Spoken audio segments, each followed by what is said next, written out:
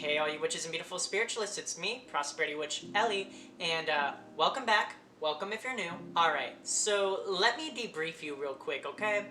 I have tried recording this video 3 whole separate times, and without fail, each time something would fail. So to quote my dear friend, whom of which this video is dedicated to, I don't know who's in retrograde or who's ascending or what, but fix it. Love ya, B. Anyways, welcome to today's video where we are going to be talking about my personal fundamental practices when it comes to cleansing. We're going to go over different cleansing practices and methods, what a good cleansed space feels like to me, and ideally when you should cleanse. Anyways, without further ado, let's jump right into it, shall we? Let's talk about my personal fundamentals of cleansing practices, what to do, how to do, and when to do. Let's go. So firstly, what are we actually cleansing?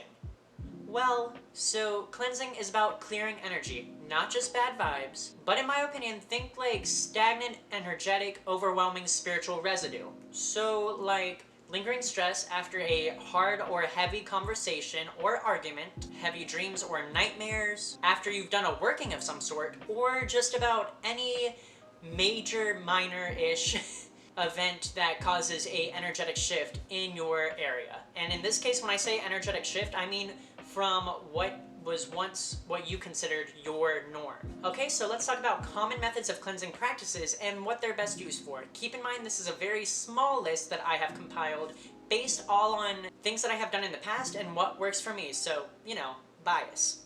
So firstly, let's start with a more well-known method, smoke cleansing. Think like herb bundles, resin blends, incense, or sticks. Cleansing with smoke, often called smoke cleansing, is the practice of burning herbs, resin, or incense to energetically purify a person, object, or place. The rising smoke is believed to carry away any negative energy or stagnant energy, in which makes room for clarity, peace, or any other intention that you are trying to bring in while you are smoke cleansing. Okay, so next on my list I have the method of sound cleansing. Sound cleansing is the practice of using sound, think like bells, chimes, singing bowls, or even clapping, to clear or shift the energy of a object, person, or place as well. The thought behind it is that sound vibrations break up and shake up stagnant energy to restore harmony, balance, and overall get the, like I said, stagnant energy to kind of flow again in your space. Being that I live in an apartment, I actually do sound cleansing more often than I do smoke cleansing,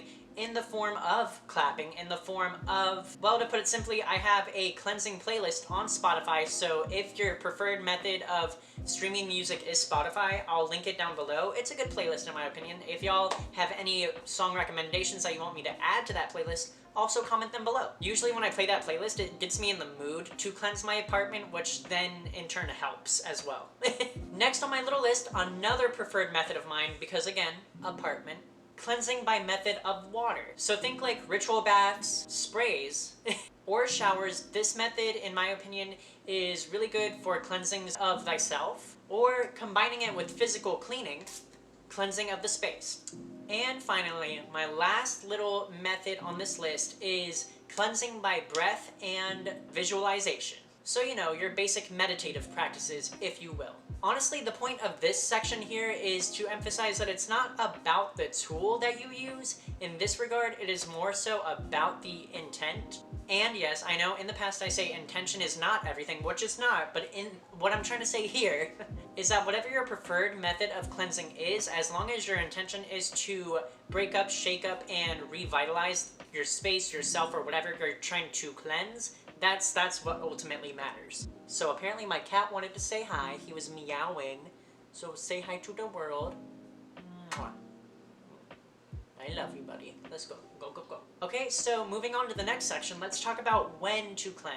And in my opinion, you should not just wait to the last minute. Cleansing should not be a emergency response or a, I guess what I'm trying to say is not a response at all, but a preemptive thing. Like in my opinion, as long as you cleanse regularly, have your protections and wards regularly up, bind and banish if needed, which we'll get into those topics in future videos, but you know, today's about cleansing. So what I'm trying to say is, yeah, as long as you have a regular practice, a regular schedule when it comes to your cleansing methods, you should not have to worry about cleansing all the damn time. typically I like to cleanse after, again, I've had a heated argument with someone, if needed, before or after spell work, post social gatherings, because, well, I am like a sponge when it comes to energy, so a lot of like energetic stuff sticks to me.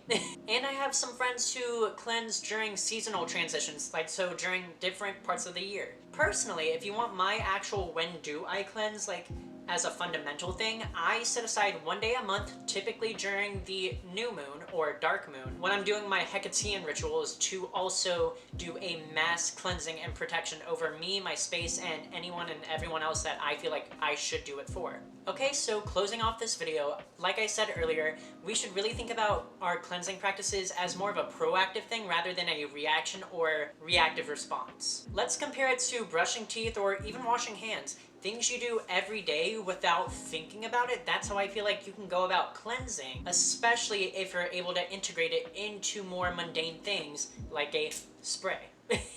In my personal opinion, energy builds up and becomes stagnant over time, so consistent care really makes a difference. Again, which is why I set aside a specific day every month to really go about my cleansing rituals. Anyways, y'all, that is my thoughts, my opinions, my fundamental ideas behind various methods of cleansing practices. So, I hope you took something out of this. I hope you can apply it to your day-to-day life, as well as anyone else who is watching this video. I hope you all learned something new. I hope you all gained a new idea, perspective behind the practice of cleansing, and if you guys have any ideas or suggestions, go ahead and leave them in the comments below. You know what I like to do. I like to start conversations about things, so without further ado, if you enjoyed, leave a like, comment down below anything and everything to do with cleansing. Let's start that conversation. Share and subscribe for more in the future. And as always, y'all, make wise choices, make delicious pizza, and I will see you all in the next one.